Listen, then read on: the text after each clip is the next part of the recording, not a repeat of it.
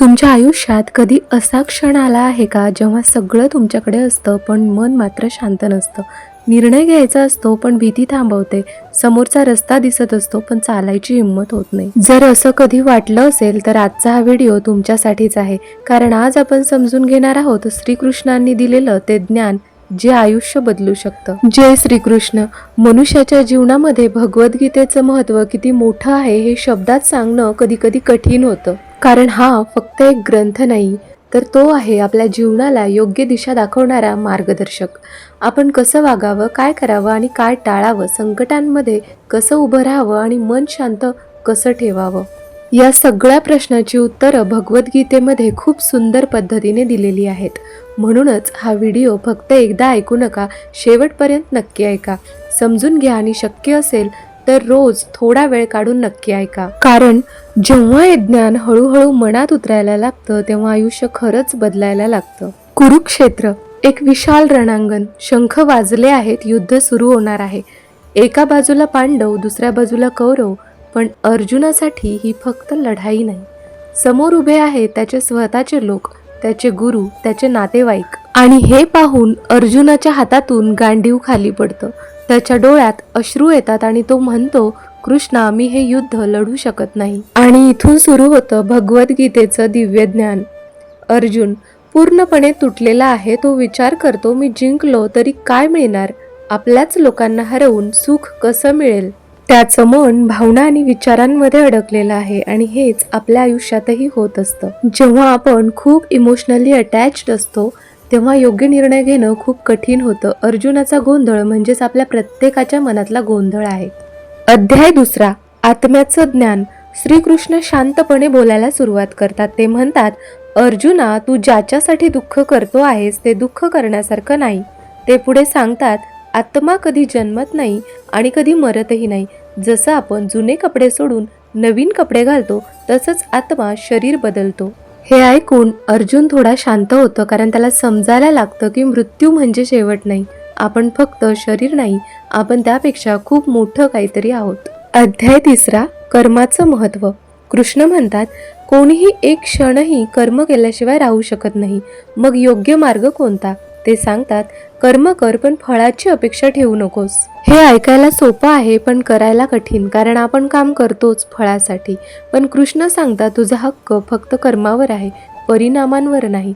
जेव्हा आपण परिणाम सोडतो तेव्हा मन हलकं होतं आणि काम अधिक चांगलं होतं. अध्याय 4, ज्ञान आणि समज. कृष्ण सांगतात, जेव्हा जेव्हा अधर्म वाढतो तेव्हा मी पृथ्वीवर येतो.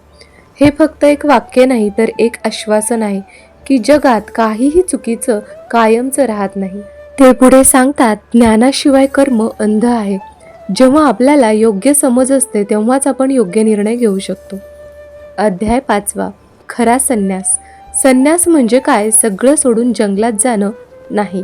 कृष्ण सांगतात, संन्यास म्हणजे काम सोडणं नाही, तर त्या कामाशी असलेली आसक्ती सोडणं आहे. तुम्ही घरात राहून काम करून तरीही शांत राहू शकता. खरा योगी तोच जो बाहेरून सक्रिय आणि आतून शांत असतो. अध्याय 6, मनाचं नियंत्रण. अर्जुन म्हणतो, कृष्णा, मन खूप चंचल आहे, ते थांबवणं खूप अवघड आहे. कृष्ण हसतात आणि म्हणतात, हो, मन चंचल आहे, पण सराव आणि वैराग्याने ते नियंत्रित करता येतं. ध्यान म्हणजे काहीतरी वेगळं नाही, ते म्हणजे स्वतःकडे परत येणं. जेव्हा मन शांत होतं तेव्हा आयुष्य स्पष्ट दिसायला लागतं. अध्याय 7 ते 10, देवाची ओळख. कृष्ण सांगतात, मी प्रत्येक गोष्टीत आहे. सूर्यातली चमक, चंद्रातली शीतलता, पर्वतांची उंची, नदीचा प्रवाह, हे सगळं माझंच रूप आहे. पण आपण पाहत नाही कारण आपण बाहेर बघतो, आत नाही. अध्याय 11, विश्वरूप दर्शन.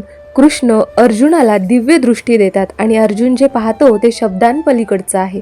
एकाच वेळी निर्माण आणि विनाश, संपूर्ण विश्व एका रूपात.